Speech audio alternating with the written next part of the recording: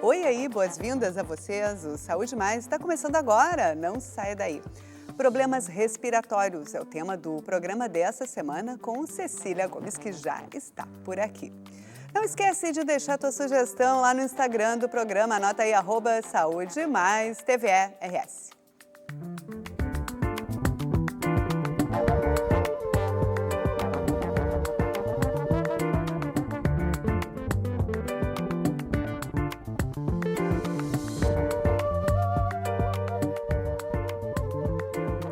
De 2024 até junho de 2025, o Rio Grande do Sul registrou mais de 5.700 casos de hospitalizações por vírus respiratórios.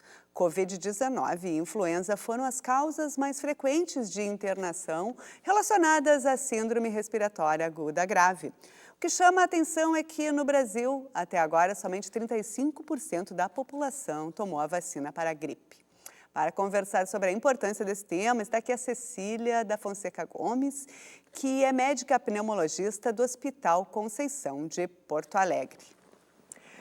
Então, Cecília, vamos considerar essa sazonalidade, né, do inverno, esses dias frios, né, que tem feito aí nesses meses. Por que no inverno as doenças respiratórias se agravam mais? Eu sempre fico pensando assim, será que é assim também naqueles países mais frios ainda, que as pessoas são mais acostumadas? Ou esse nosso frio aqui, úmido, o que acontece? Também, prazer. Acontece o seguinte, a gente sabe que nesse clima frio, né, no inverno, o ar, obviamente, ele fica mais seco, né, então isso prejudica um pouco a questão da parte respiratória e também facilitando muito com que tenha essa entrada de vírus e bactérias com maior facilidade, tá? Então, realmente, a sazonalidade, ela implica muito na questão tanto de transmissão, quanto de o paciente acabar adquirindo a doença, né? Até a gente vai falar depois dos próprios riscos, enfim. Mas a gente sabe que realmente o inverno, né, o frio, ar seco, úmido, isso influencia bastante com que a gente tenha essa transmissão maior e que os pacientes adquiram mais as doenças respiratórias. A gente citou agora aqui na abertura do programa, Uhum. Covid, influenza, né? Quais são as doenças respiratórias de fato mais comuns? Sempre relacionado com algum vírus e tal? Ou tem também os resfriados, às vezes que a gente não sabe muito bem, né? Acaba, Diferenciar. isso, não tendo certeza o que a O gente que que tem, é? né? Exatamente. Existe o resfriado, né, o resfriado comum, que ele, se apresenta, assim, como uma gripe mais simples, tá. Um resfriado simples, a gente vai ter espirro, coriza, aquele mal-estar, que é o que geralmente o paciente diz: "Ai, tô tão gripado, já faz uns dias, tô me sentindo mal". A própria gripe, né, ela se manifesta com um pouco também de dor no corpo, o paciente vai ficar mais prostrado, vai ficar mais debilitado, então a gente sente que ali a febre também pode aparecer. Obviamente depois falando de covid e influenza, que são muito semelhantes também os sintomas, né, todos muito parecidos, mas o próprio Covid ele pode causar ainda, o que a gente sabe ali, a perda de olfato, de paladar, isso é muito comum ainda acontecer, né. As diferenças são pequenas, né, a gente só vai ter certeza do que se trata, se a gente fizer realmente ali um teste, ou teste rápido, ou o exame de sangue, para a gente avaliar se tem alguma doença positiva ali, ou se trata mesmo de um resfriado simples, né, do resfriado comum. Bom, embora toda a população sinta, né, que o frio em algumas maneiras diferentes, em determinadas medidas, porque a gente sabe, né, que as pessoas vivem em situações bem diferentes, existem grupos mais vulneráveis, tanto na questão social quanto, imagino, etária, né? Como é que funciona isso, né? Quais são Com os grupos certeza. vulneráveis aí para as doenças Com respiratórias? certeza, a gente sabe que idosos, crianças, gestantes ou puérperas também, que tenham um sistema imune completamente alterado, e também os pacientes já com doenças crônicas, né, asma, DPOC, bronquite crônica, pacientes que já fazem tratamento contínuo inalatório para essas doenças respiratórias. Fora outras doenças que a gente sabe, os pacientes imunossupressos, os pacientes que têm câncer, que fazem quimioterapia, pacientes HIV positivo. Então, a gente tem que ter todo esse cuidado, porque existe sim esse grupo de risco. E os pacientes mais saudáveis, de qualquer maneira, eles vão apresentar também esses sintomas, né? E é o que também a gente vai falar sobre a questão da transmissibilidade da doença. É que muitas vezes o paciente saudável pensa estar muito bem e está tudo certo, eu não vou passar, mas se pega em um paciente que já é vulnerável, aí a gente acaba tendo essas complicações piores, né? Sim, Número de internações eu muito acho que na maior. Covid a gente viu muito isso. Muito, muito. As pessoas que poderiam estar com o vírus não estavam, não tinham sintomas, mas eram vetores de transmissão para Vetores de outras transmissão. pessoas, né? É É. muito difícil tu nortear, né? Porque ela Nortear, exatamente. não é visível, né? Não é visível. Sabe que ontem até vou falar uma experiência bem recente, né? Eu fui ao shopping, estava trocando a lente do meu óculos e sentou um senhor atrás de mim falando no telefone. Eu tô já há uns 2 dias com sintomas que a minha esposa estava. Eu falei, gente, ele está atrás de mim falando que está com sintomas, não estava de máscara, não estava se protegendo. Eu tenho filho pequeno em casa, tenho meu afilhado de 2 meses, então as pessoas não se dão conta o quanto isso pode prejudicar o próximo, né? A gente tem que entender que se a gente não é um grupo de risco, na casa do outro a gente pode ter um paciente do grupo de risco, então a gente tem que se cuidar, não adianta. Né? Isso é muito importante, a gente ter essa consciência coletiva, né? Entender que as doenças respiratórias são graves, que pode para um não ser, para o outro pode ser fatal, né? E a prevenção a gente sabe que passa muito pela vacina também, né? Muito, muito. A gente está vendo que com esses dados são muito, muito complicados, né? Porque a vacina está na saúde pública, né? A pessoa precisa fazer esse deslocamento até um posto de saúde e é o único trabalho que a pessoa tem. Mas vamos entender assim, o que está acontecendo, por que tem essa resistência às vacinas? A gente tem hoje em dia, mais próximo, ontem até estava revisando isso, em torno de 32% da população, tanto de grupo de risco, segundo o boletim da Fiocruz, a gente sabe que isso é um número muito baixo, né, para a população que a gente tem, para tudo que a gente já passou, não só na pandemia, até digo da enchente que a gente teve no ano passado, pessoas mais doentes, pessoas que acabaram perdendo seu segmento, não se cuidando, não mantendo suas consultas, não fazendo as suas vacinas. Então, assim, a gente sabe que isso é grave, né? A população deixando de se vacinar, ela vai adquirir o vírus, obviamente, com mais facilidade, né? Como a gente falou antes, o ar mais frio, mais seco, ou até pela umidade, os extremos, isso a gente pode ter uma transmissibilidade muito maior, ambientes mais fechados, está muito frio. Eu vou estar sentada na sala, trabalhando com 10 colegas, com ar-condicionado ligado, então a chance de eu pegar uma doença é muito maior. E o que acontece é que as pessoas não se vacinando vão pegar o vírus, vão transmitir, e é o que a gente falou também. A questão dos pacientes que não são grupo de risco acabarem infectando os que são de grupo de risco, né? Então, é muito importante a gente ter essa noção de que, é o que dizem, vacina salva vidas e salva mesmo, né? Mas eu creio muito também que informação também salva vidas.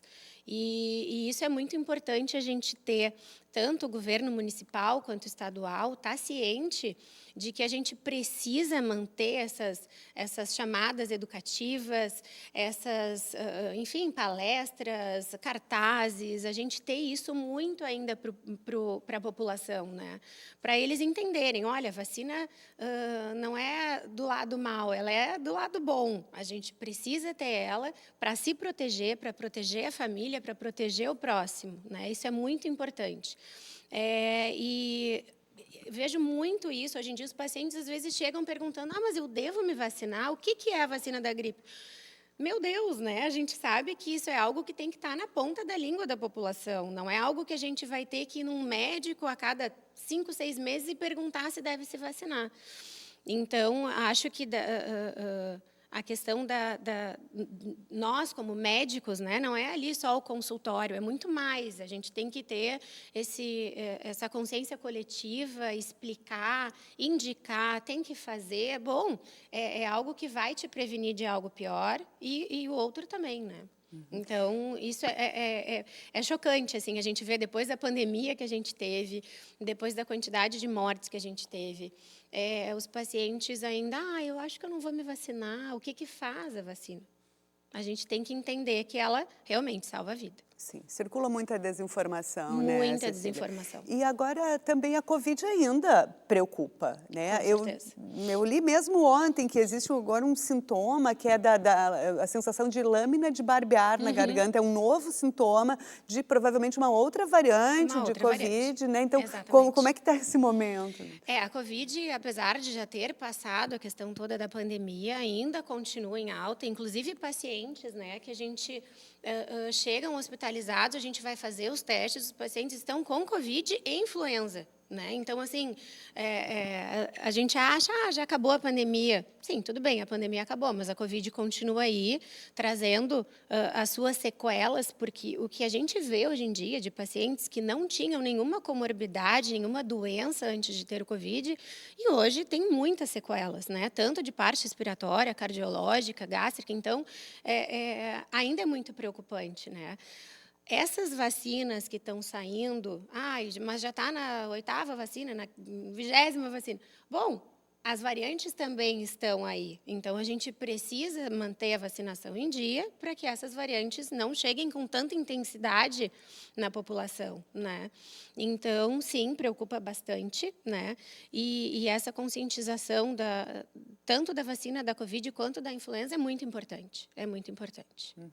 Se as pessoas não estiverem preocupadas com a gripe e Covid, elas podem se preocupar, então, digamos, com a pneumonia, então, né? Então, com Exatamente. pneumonia ainda é uma doença que pode, sei lá, cometer qualquer Exatamente. um, né? E pacientes mais graves, mais suscetíveis, por exemplo, como a gente falou, né? Asma, DPOC, pacientes com bronquite, idosos, crianças, gestantes, todos eles grupos de risco, tá? Existe também a vacina da pneumonia, que é algo que os pacientes... eu pergunto, já vacinou para pneumonia? Que a gente fala, às vezes, num linguajar um pouco mais popular, para o paciente entender. Se a gente fala, já fez a vacina pneumocócica, o paciente vai dizer... nem sabe o que a Claro. gente... Então, a gente precisa falar de uma maneira que o paciente entenda o que está acontecendo. Não, nem sabia que existia. Então, nós temos ali a pneumo 10, a pneumo 13, a 15, a 23, e agora surgiu a 20, que é para que abrange 20 cepas, mas a gente sabe que pega muito mais do que a 23. É uma vacina diferente na rede particular, por enquanto, né? A pneumo 23 a gente tem na rede pública, mas a gente sabe que também de difícil acesso. Às vezes eu encaminho o paciente para fazer, demora 1, 2, 3, 4 meses, o paciente volta, não aceitaram o pedido, tinha que ter o meu CPF, um dado... Bom, a gente sabe, está o nome do paciente ali, ele está com a identidade. Então, é uma prevenção que a gente tem que ter. Então, a pneumonia, obviamente, ela está sempre por aí. A gente sabe que pneumonia ela é bacteriana ou ela pode ser viral também, né? A gente sabe que o Covid causou muito dessas pneumonias virais, mas a pneumonia clássica que a gente tem é a pneumonia bacteriana, né? Então, a gente sabe que isso... As vacinas ajudam muito também. E esses pacientes de risco, o que acontece? No inverno, eles estão fazendo seus tratamentos, né? Eu uso a minha bombinha, eu estou me prevenindo, mas a gente sabe que a chance de eles terem é muito maior, porque já tem um pulmão mais comprometido, né? Então, quando chega nesse ponto, o paciente já está num nível mais avançado da doença, né? Realmente, são muitas doenças respiratórias que a gente tem, mas as principais que a gente vê em pacientes internados é realmente ainda influenza, pneumonia e Covid. Então tá, obrigada por hora então, Cecília, Saúde Mais volta já, nós vamos para um breve intervalo e voltamos a conversar logo sobre problemas respiratórios.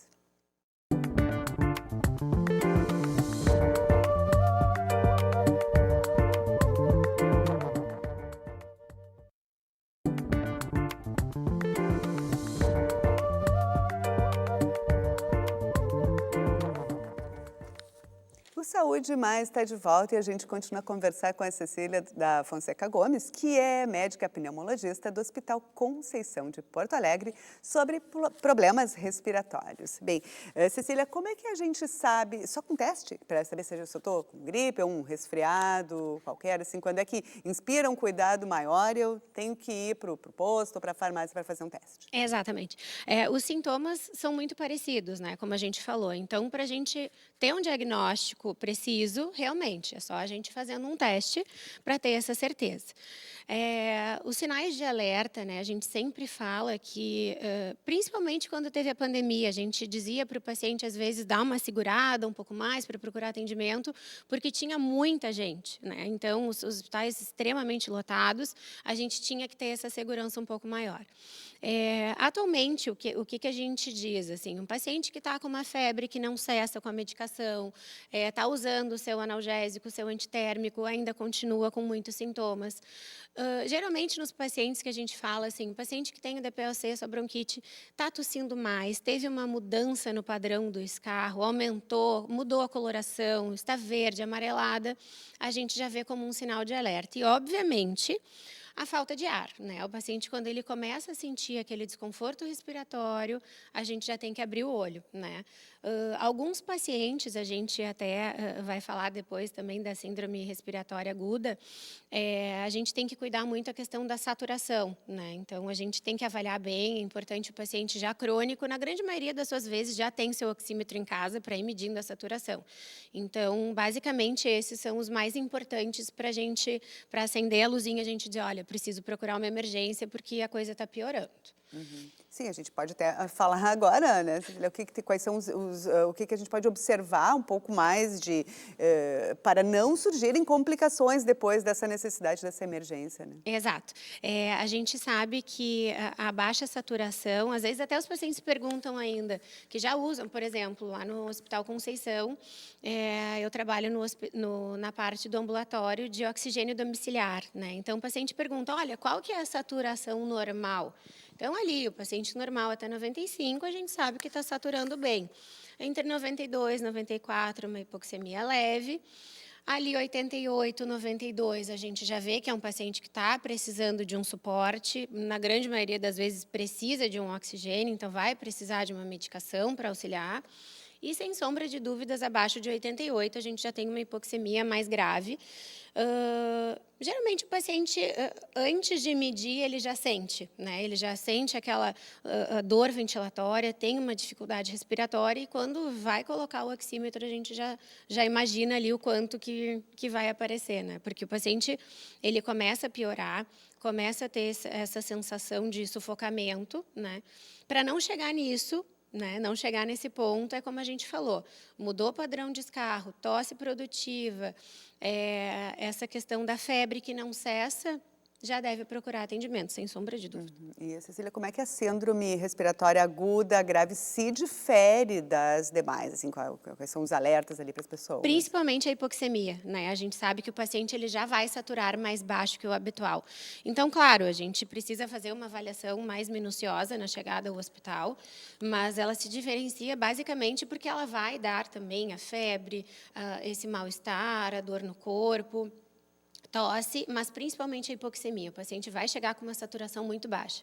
E é o que eu digo, não deixem para procurar depois de já estar com muito sintoma respiratório, porque geralmente o paciente que já tem o DPOC, a bronquite, a asma, vai ser muito mais difícil da gente conseguir resgatar esse paciente, né, do que um paciente que chega ali, estou com uma falta de ar simples, estou saturando 95, a gente vai fazer a medicação, vai ajustar e vai conseguir reverter esse paciente muito mais rápido, né? Então, o paciente que espera muito, a gente tem muito mais dificuldade de conseguir resgatar esse paciente depois.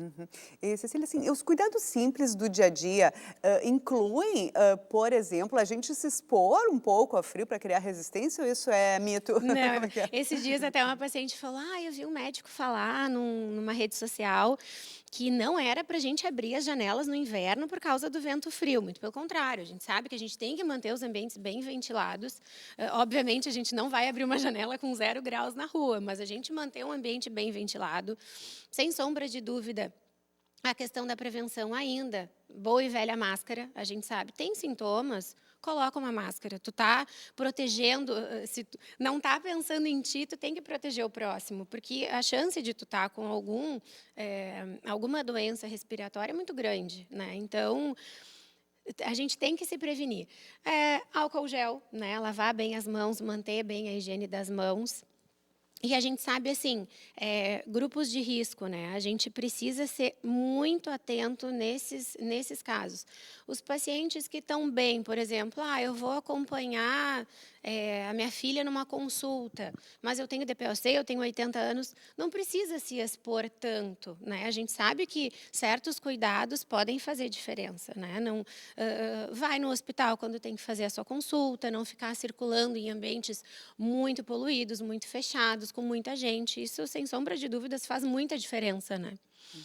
E, Cecília, a poluição do ar, então, ao ar livre, também tem impacto nas doenças Com certeza, respiratórias? com Como é que certeza. funciona? A gente sabe que, principalmente, às vezes parece repetitivo, né? Mas as doenças como o DPOC, a bronquite, isso influencia muito. Inclusive, é um gatilho que a gente sempre fala durante a consulta.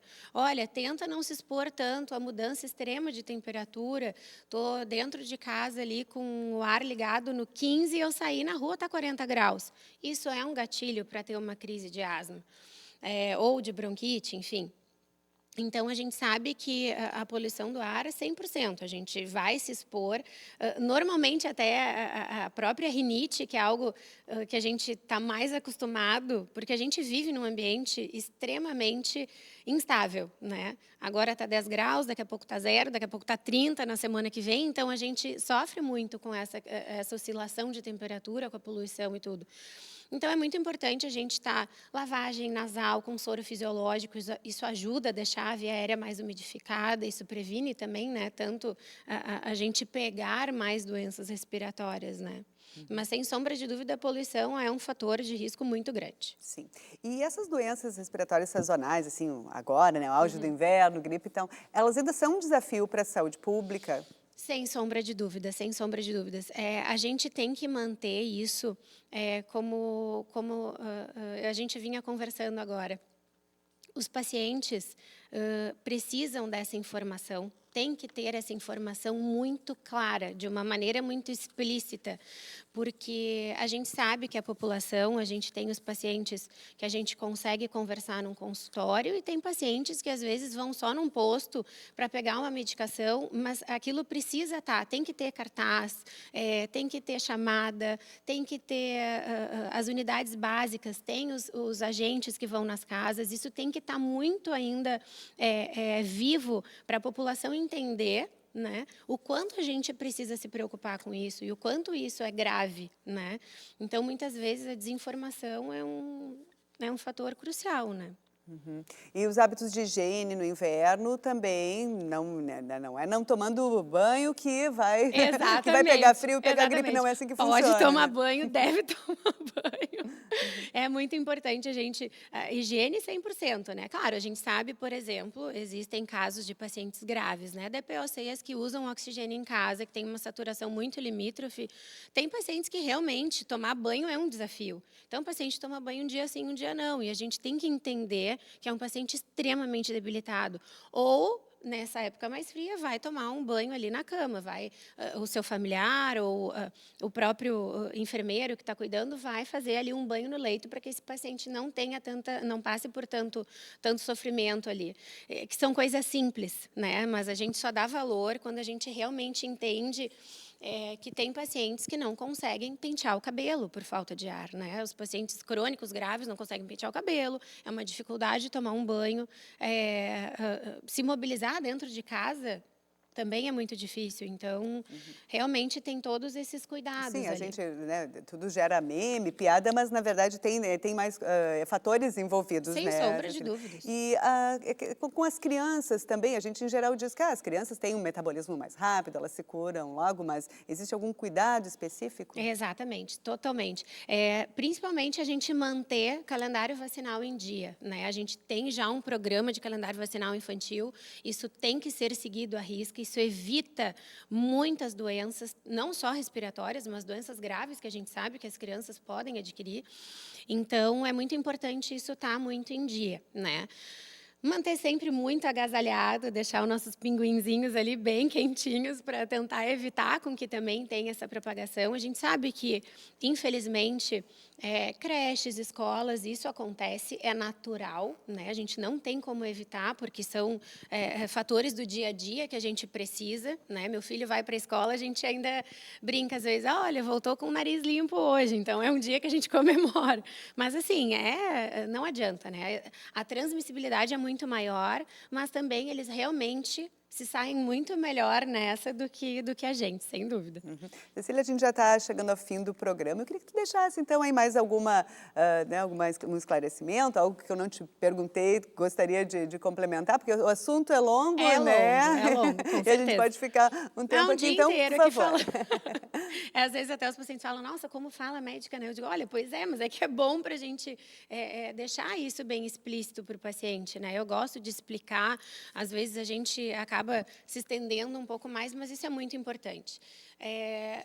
Eu acho que, assim, vejo muito isso no dia a dia, né? Como médica pneumologista, a gente sabe que os pacientes têm tido muita dificuldade de acesso, né? Então, como eu já falei, a rede municipal e estadual, e me coloco à disposição, o que puder fazer para auxiliar, para a gente ter isso muito, muito vivo, né, na população, a gente bater nas casas, a gente mostrar como é que funciona a vacina, a gente ter cartazes espalhados por aí, a gente publicar em rede social, a gente sabe, hoje em dia, os pacientes ficam muito no telefone, os pacientes não, a população em geral, todos nós, mexem no telefone, então se tem uma chamada ali, olha, vacina hoje é um dia especial, a gente vai ter uma ação super legal, vamos falar sobre saúde respiratória, vai ter aula enfim, de dança, uma fisioterapia, enfim, uma coisa diferente para a gente chamar a população, para que isso seja, né, encaminhado e que a gente tenha um maior índice de vacinação.